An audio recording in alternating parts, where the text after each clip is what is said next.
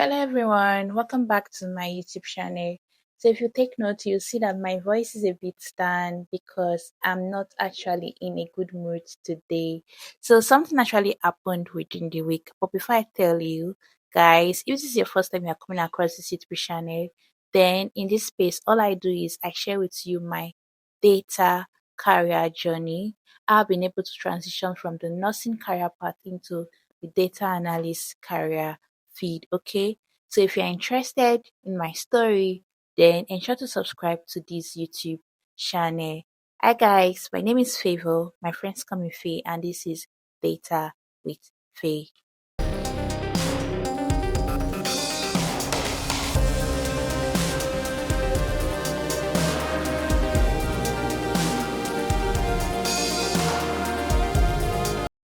So, like I said earlier, I am not happy. I'm not happy because something actually happened within the weekend, which made me a bit sad.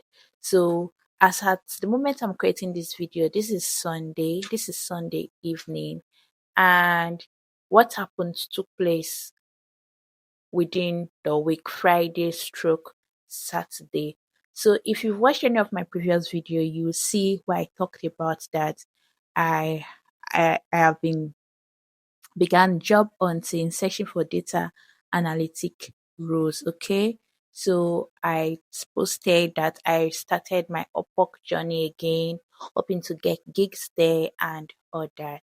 So on Friday, I actually got an email from someone that he was looking to get a Tableau dashboard developer for his business. So I was excited, and I was like, wow, seems like God is about to start answering my prayers, right?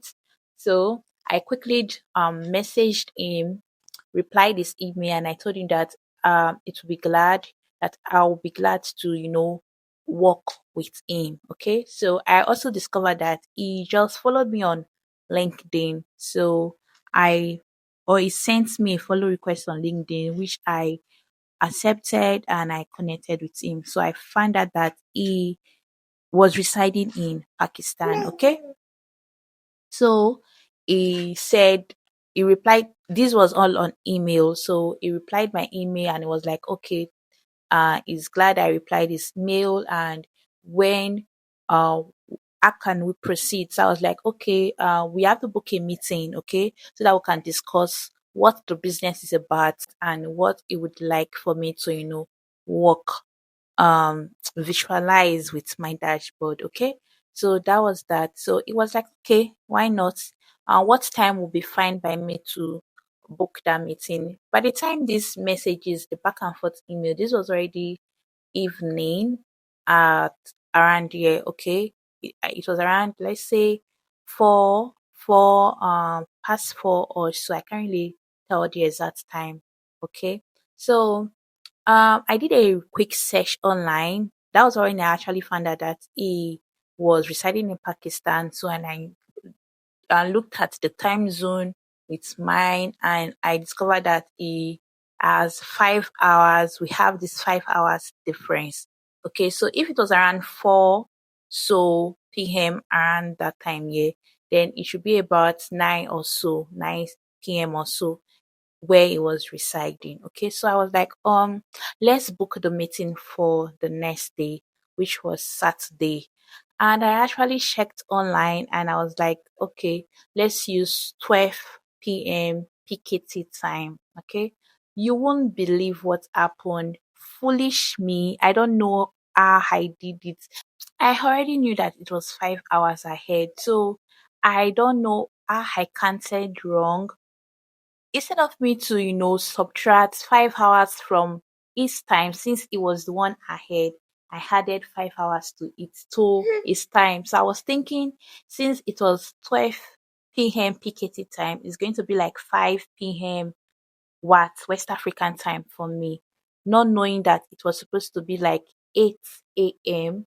West African time for me. And the funniest thing was that even when I was sending this email to him, I actually included that let's meet at 12 p.m. PKT time, which will be about 5 p.m. WAT time.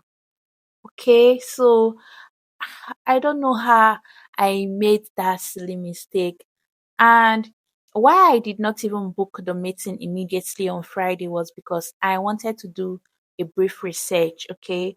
When we'll be holding the meeting, I needed to know some certain questions I'll be asking him, what and what we want to visualize from his data, the time frame and everything. I just needed to put a lot of things together so that when we would have that meeting, I would have all the questions I want to ask already in place. Okay. That was the reason I did not book that meeting immediately. Okay. So if I had known, now I am feeling if I had known, probably I would have just booked that meeting immediately. Sent me that mail and all that. So I did not even know it was on Saturday. So on Saturday, I was preparing for the meeting. I was gathering the questions I want to ask, just making notes and all that. So I decided to say, okay, let me even check my email and see if anything is happening there. That was when I checked my email and I saw his mail around a few minutes past 8, and it was like, am I still up? Am I still up for that call, for that meeting? And before I checked this mail, it was already 10 a.m. already. What time? Yeah. I was like, geez. That was when my mind clicked and I was like, oh, he's 5 hours ahead of me. So I needed to have calculated the time difference. I was needed to have subtracted 5 hours from his time, not adding 5 hours to my time. That was when I knew that I've messed up. I have fucked up. I was like, God, this is already I'm already 2 hours late. Meaning, what am I supposed to do? So I just sent him a message immediately and I was like, oh, I just took note that I made a mistake when I was calculating the time difference. Is it still available for that call? That we can go ahead and have that call now if it's available. And I also sent him a Zoom meeting link, but he did not reply. He just didn't reply. I've been checking my mail. I checked my mail throughout Saturday, like I was so I almost felt like crying. Imagine something you've been praying for and it's like it was almost there and you lost it. I felt so mad at myself, like, how did I make that silly mistake? Ow! How did I make that silly mistake? I felt so bad, so bad. I don't want to even say I cried, but I felt bad. Mm. So that was what happened. I've been checking my mail, hoping probably he must have seen my mail, and I guess he must have just, if I was him also, maybe I would have, just felt probably this person is not serious and all that. Actually acknowledge my faults because there's nobody I'm going to blame aside from myself. I could have rechecked or, but I did not want to feel too tensed and all that. That's why I did not go about checking and reading our mail all over and over again. I just wanted to, start preparing for the meeting and get it right. So, life happens, right? I guess so. Life actually happens. So that was what happened to me on Saturday. So that was how I lost probably my first data analyst job, which I could have gotten. So yeah, my sharing my story with you. So I told you I'll be taking you on this journey and I'll be sharing both my disappointment and my should I say my appointment with you guys. That's why I lost probably my first data analyst gig. Guys, please keep on praying for me. Okay, please do. Okay. So please guys keep on praying for me, okay? So that's the story I have for you guys.